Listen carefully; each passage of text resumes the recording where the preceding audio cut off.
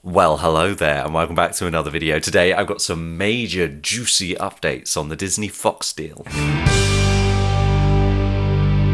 21st Century Fox's president, Peter Rice, held the first of two town hall meetings yesterday to reassure staff about the $66 billion Disney takeover. If you missed my video last week where I went in depth about what the deal actually includes, then I'll leave a card for it right here. But what's the new information that we learnt today? Well, first up, he confirmed that the deal was likely to complete by summer 2019 at the latest, meaning that we've got to wait just over a year. The remaining Fox assets, including the Fox Broadcasting Company, National Sports, cable networks, FS1 and FS2, Fox News Channel, and the Fox stations will form a new company. There's no official word on what it's going to be called, but so far they've been using New Fox and my personal favourite, Diet Fox. The post-deal Fox will remain on their studio lot based in West Los Angeles, and it was confirmed today that Disney will be leasing offices on the lot for the next 7 years. No doubt to ease the transition between the two companies, as a lot of the staff will no doubt be asked to stay on. But in other much quieter news, it was announced that Fox Searchlight, which is yet another branch of 21st Century Fox, is going to open its own TV division. Now, this news was only vaguely interesting until someone asked what was going to happen to this new TV division if the Disney deal went through. And the response was frankly fascinating, as they announced that this new TV division would likely move over to the streaming service Hulu, which, as we've covered in a previous show, is currently co-owned by Disney and Fox. And so following the merger, the Fox Searchlight new TV division would likely create original content for Hulu, which is reported to become a more adult-centered service. As I've covered in previous shows, Disney are preparing to launch their own massive streaming service at the end of next year, and we've speculated that it's most likely going to be a hybrid of their streaming endeavours to date, which is Hulu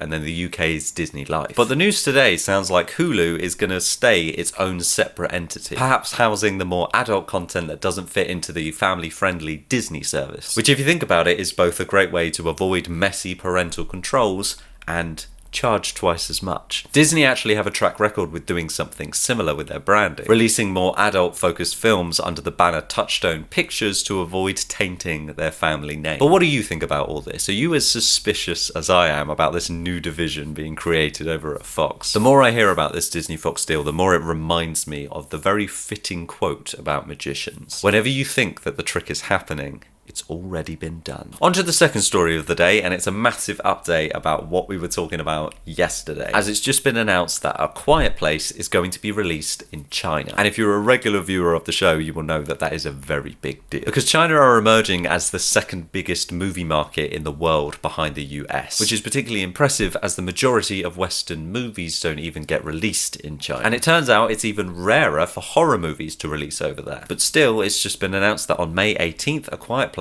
is going to debut in the Middle Kingdom. Just yesterday we went over the box office numbers, as in the US, A Quiet Place smashed its predictions of around $30 million as an opening weekend by opening with $50 million.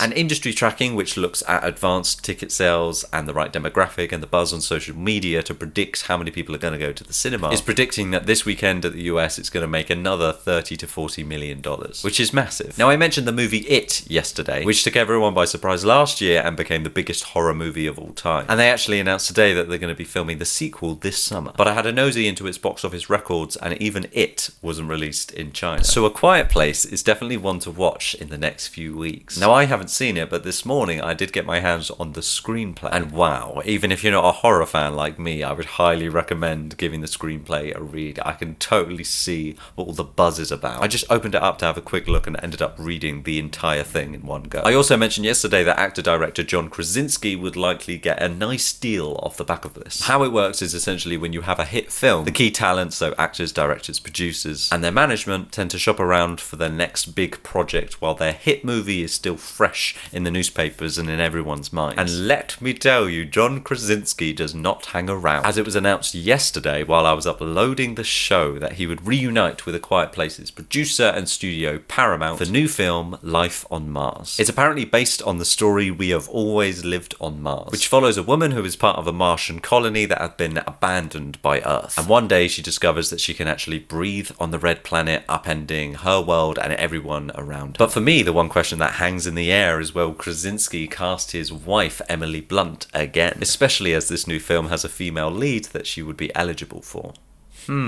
Interesting. We'll have to wait and see. And finally, I found a fascinating little story that hit the press today that combines my two favourite things, movies and YouTube. As Michelle Slavich, who, I know right, bear with me, the ex-head of entertainment PR initiatives and corporate communications at YouTube, i.e. one of the biggest executives at the company, has been poached by none other than Warner Brothers, as she's just been named as the new Executive Vice President of Global Publicity and Strategy. What does that mean? Well, it means that one of the big 6 Hollywood studios has just hired someone from YouTube to head up how they market their movies. When announcing the move, Warner Brothers said that she is the person to tackle the constantly evolving landscape of film publicity and develop forward-thinking global publicity strategies on all Warner Brothers releases. And I think you can argue about the impact that YouTube is having on mainstream media all you like, but this news really does speak for itself. I know a few people who watch this show who might have some interesting opinions on this news, and I can't wait to read all about it in the comments down below. And that is where I'm going to leave the show for today. If you want to watch more of me, as always, I will leave another video around here, and all that's left for me to say is thank you so much for watching, and I will see you